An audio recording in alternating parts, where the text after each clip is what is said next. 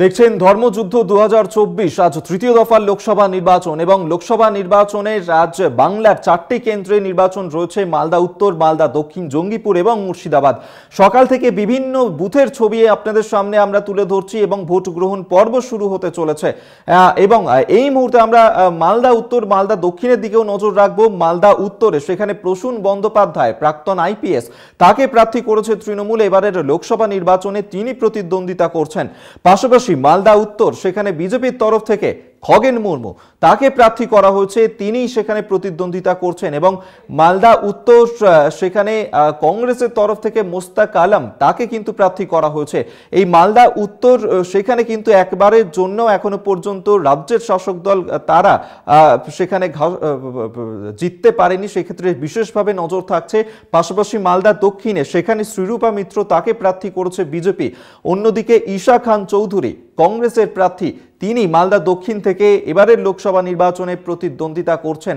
অন্যদিকে মালদা দক্ষিণে সেখানে তৃণমূলের হয়ে লড়ছেন শাহনওয়াজ রায়হান।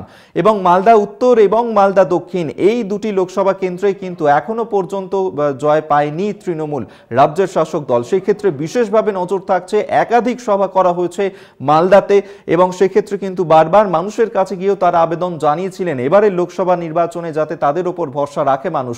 তবে মালদা উত্তর এবং মালদা দক্ষিণ যা কিন্তু বিজেপির দখলে এবং নিজেদের দখলে থাকা সেই আসনে কিন্তু নিজেদের দখলে রাখতে মরিয়া বিজেপি। মালদা দক্ষিণের একটি কেন্দ্র থেকে এই মুহূর্তে আমাদের সঙ্গে সরাসরি রয়েছেন প্রতিনিধি গৌতম অধিকারী। গৌতমের কাছে যাব। গৌতম, মালদা দক্ষিণ এবং মালদা উত্তর আজ সেখানেও লোকসভা নির্বাচন। মালদা দক্ষিণে কোন কেন্দ্রে তুমি এই মুহূর্তে রয়েছো এবং লোকসভা নির্বাচনে ভোট গ্রহণ পর্ব শুরু হতে চলেছে, কি ছবি সকালবেলায় ধরা পড়ছে?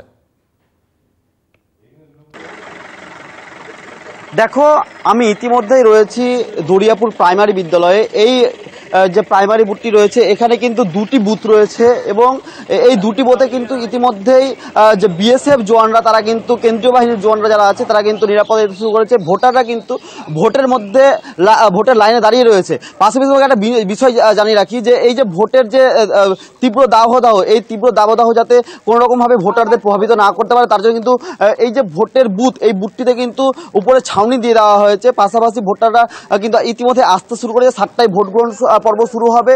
ভোটের যে প্রস্তুতি তাই কিন্তু ইতিমধ্যে তুঙ্গে এবং যে ভোট কর্মীরা রয়েছে সেই ভোট কর্মীরা কিন্তু প্রস্তুতি শুরু করেছে ইতিমধ্যে ভোট নেওয়ার।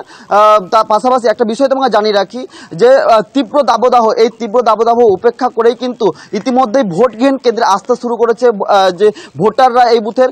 তোমাকে দুটি বুথের বিষয়টি জানিয়ে রাখি। এই বুথে কিন্তু টোটাল প্রায় 2500 রয়েছে, ভোটার রয়েছে এবং তারা ইতিমধ্যেই ভোটের যে লাইন, সেই ভোটের লাইনে কিন্তু আসতে শুরু করেছে। ধন্যবাদ তোমায় গৌতম অধিকারী। মালদা থেকে সরাসরি আমাদের সঙ্গে এই মুহূর্তে ছিলেন প্রতিনিধি এবং সেখানকার ছবি আপনাদের সামনে আমরা তুলে ধরছিলাম।